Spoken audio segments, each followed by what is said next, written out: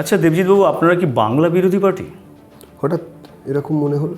কেন, তৃণমূল তো সবসময় অভিযোগ করছে যে ভারত রাষ্ট্রের বিরোধিতা করা বা অন্য কিছু, তাহলে তাদের আমরা বিরোধিতা করেছি। কিন্তু দেবজিৎবাবু, বিজেপি নেত্রী তথা দিল্লির মুখ্যমন্ত্রী, তাকে তো আমরা দেখেছি রাস্তা দাঁড়িয়ে বলতে যে নিরামিষ খাবেন, আমিষ খাবেন, নিরামিষ বিক্রি করবেন, আমিষ বিক্রি করবে, এগুলো তো আমরা তাকে বলতে শুনেছি।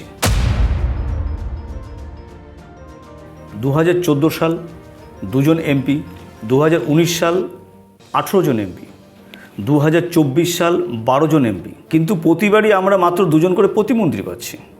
তাহলে বিজেপি থেকে যে সমস্ত এমপিরা এখান থেকে নির্বাচিত হয়ে যাচ্ছে, তারা কি পূর্ণমন্ত্রী হওয়ার যোগ্য নয়?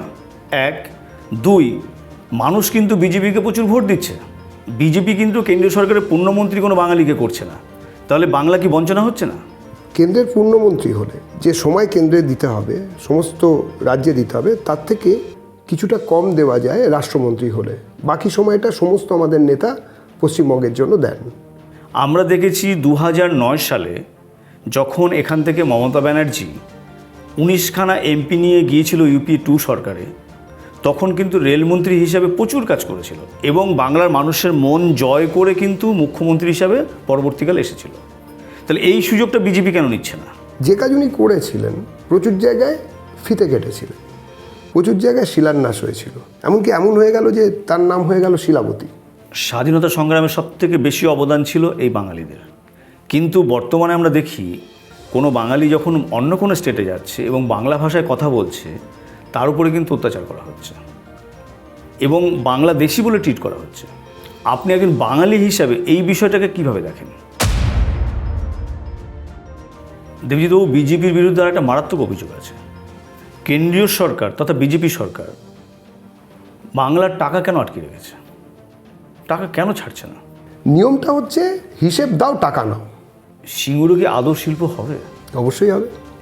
সর্ষে শিল্প হবে না? প্রধানমন্ত্রী তো কিছু বললেন না। লজিস্টিক হাব বানাবেন।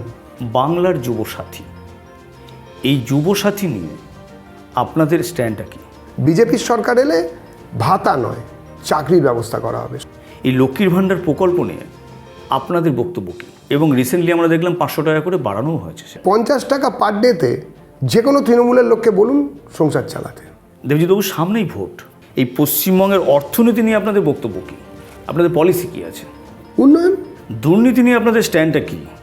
যেখানে আমরা দেখব যে অভিষেক বন্দ্যোপাধ্যায়কে আপনাদের কেন্দ্রীয় এজেন্সিগুলো ডাকবে, 8 ঘন্টা 10 ঘন্টা ভেতরে থাকবে, তারপরে বেরিয়ে এসে আপনাদেরকে তীব্র আক্রমণ করবে। এইটাই কি আপনাদের সর্বোচ্চ পদক্ষেপ দুর্নীতির বিরুদ্ধে? নোটবন্দি করলেন, সবাই লাইনে দাঁড়ালো। তারপরে আধার, সবাই লাইনে দাঁড়ালো। তারপরে দেখলাম লিঙ্ক করতে হবে গ্যাসের সাথে, প্যান কার্ডের সাথে, লাইনে দাঁড় করালেন। এখন আবার এসআইআর লাইন চলছে। আপনারা কি দেশের মানুষকে লাইনে দাঁড় করাতে খুব পছন্দ করেন?